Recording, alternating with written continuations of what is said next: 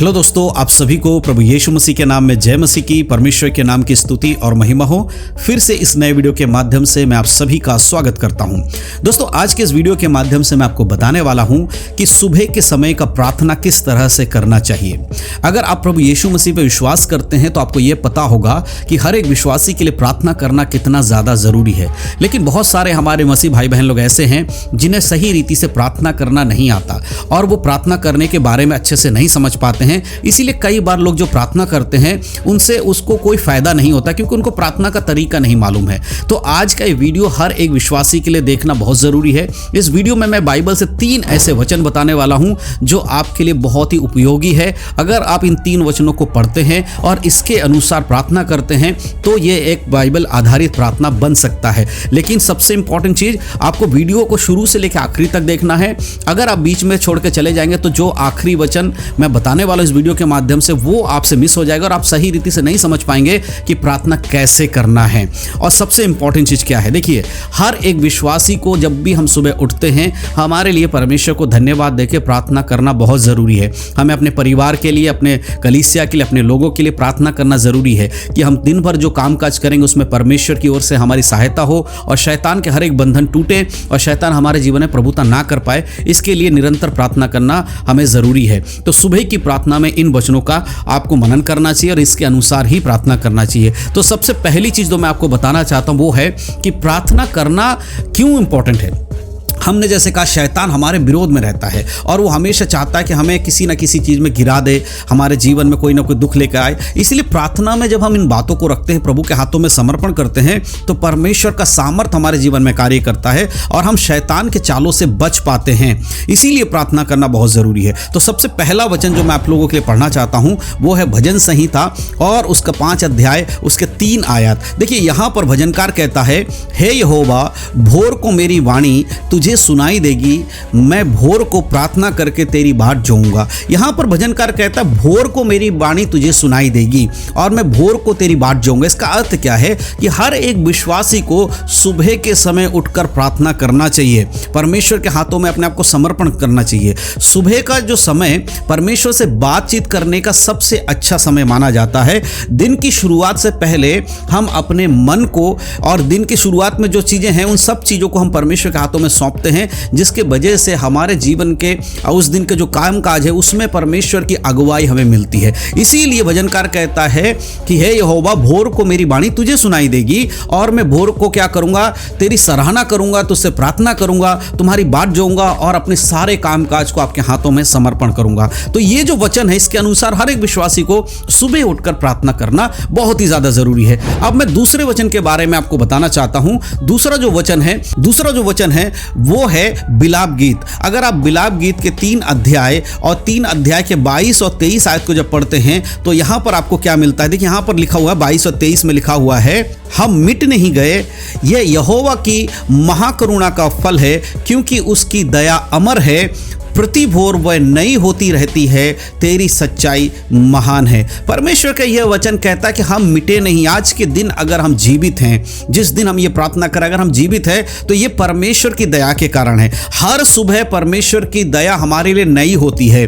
चाहे कल कैसा भी हमारे साथ हुआ होगा, लेकिन आज अगर हम सो के उठे हैं तो ये दिन हमारे लिए नया दिन है। ये हमारा पुराना दिन वापस नहीं आया है। परमेश्वर की दया के कारण, यहोवा की करुणा के कारण हम नाश नहीं हुए हैं, क्योंकि उसकी दया कभी समाप्त नहीं होती। प्रतिदिन वो हमारे लिए नया दिन देता है, नई बातें देता है। इसीलिए उसकी सच्चाई महान है और उसी बात का धन्यवाद हमें करना चाहिए। तो इस वचन के अनुसार हमें जब भी हम प्रार्थना करने बैठे परमेश्वर का धन्यवाद करें कि प्रभु, आपने मेरे परिवार का ख्याल रखा, आपने मेरे परिवार के लोगों को जीवित रखा, हमारे हर एक चीज़ों को आपने पिछले दिनों में पूरा किया।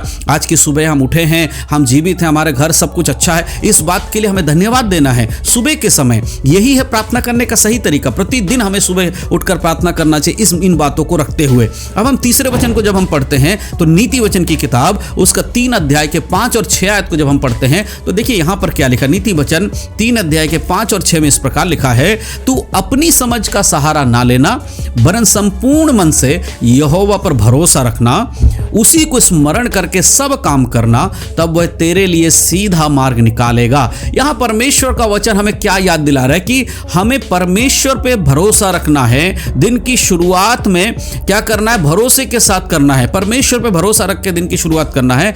अपनी इच्छा नहीं परंतु परमेश्वर के समझ को हमारे जीवन में कार्य करने देना है और वह दिन भर हमें रास्ता दिखाएगा। जब हम अपने जीवन के हर कार्य को परमेश्वर के हाथों में समर्पण करेंगे और हम कहेंगे कि हम अपने मन का सहारा नहीं ले रहे हैं, हे यहोवा हमारा भरोसा आपके ऊपर है और हम चाहते हैं कि आप हमारी अगुवाई करें। हम आज दिन भर जो कुछ भी करें हे परमेश्वर, वो आपके पुत्र के नाम यीशु मसीह के नाम से होने पाए और आपकी इच्छा उसमें पूरी होने पाए। हम जो सोचते हैं उससे बढ़कर प्रभु आप जो हमारे लिए सोचते हैं वो पूरा होने पाए और उसी को स्मरण करना, यानी कि परमेश्वर के स्मरण करना। जो भी काम करते प्रभु धन्यवाद आपका, इस काम के लायक मुझे बनाया, आपने ये काम मुझे दिया, मैं करने जा रहा हूं, परमेश्वर आपका धन्यवाद। यानी कि सिर्फ नौकरी में ही नहीं, बिजनेस में जो भी कुछ आप करते हैं, जिस चीज की आप शुरुआत करते हैं, उन सब बातों के लिए आपको परमेश्वर को धन्यवाद देना है। और यह धन्यवाद देने के लिए आपको आधे घंटे की आवश्यकता नहीं है कि आधे घंटे के लिए में जाएं और प्रार्थना करके धन्यवाद दे। दिन में जो कुछ भी कर रहे हैं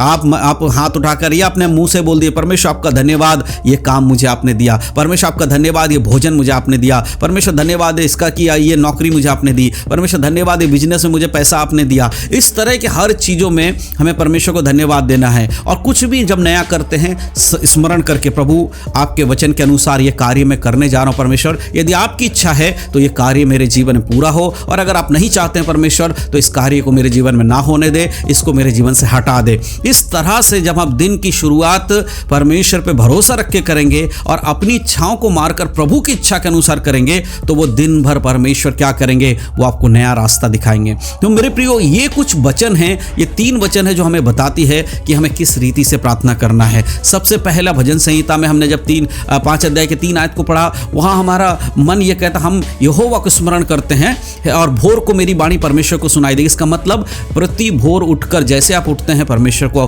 प्रार्थना करना, उसकी आराधना करना है। दूसरा हम देखते विलाप गीत में कि यहोवा की करुणा की वजह से हम नाश नहीं हुए हैं, उन्होंने हमें बचाया है, आज भी अगर हम जीवित हैं यहोवा की वजह से, तो उसके लिए धन्यवाद करें परमेश्वर का कि परमेश्वर आपने मुझे जीवित रखा। और हम जब नीति वचन को पढ़ते हैं आते 3 के 5 और 6 में, तो परमेश्वर को हमें धन्यवाद देकर सारी बातों को उनके हाथों में समर्पण करना है कि हे यहोवा आप मेरे जीवन में कार्य किए, उसके लिए धन्यवाद, और आने वाले समय में प्रभु आप मेरी अगुवाई करें। इस तरह से प्रार्थना करना है। तो ये कुछ वचन है जो आपको ये सिखाती है कि किस तरह से एक मसीह विश्वासी को प्रार्थना करने की आवश्यकता है। आज बहुत सारे लोग प्रार्थना इसलिए नहीं करते हैं कि उनको लगता है कि हमें प्रार्थना करना नहीं आता तो क्या फ़ायदा, बोलकर कुछ भी बोलते हैं। देखिए बाइबल क्लियर है, प्रार्थना करने के बारे में बाइबल में लिखा गया है और बताया गया है कि लोगों को प्रार्थना किस रीति से करना है। तो इसीलिए इस वीडियो के माध्यम से जो बातें मैंने आपको बताई है उसको ज़रूर आप अपने जीवन में लागू कीजिए और जितना हो सके आप वचनों को पढ़िए, उसके अनुसार प्रार्थना कीजिए। तो विश्वास करता हूँ कि आपको समझ में आया है। अगर वीडियो अच्छा लगा हो तो अपने मसीह भाई बहनों शेयर करिएगा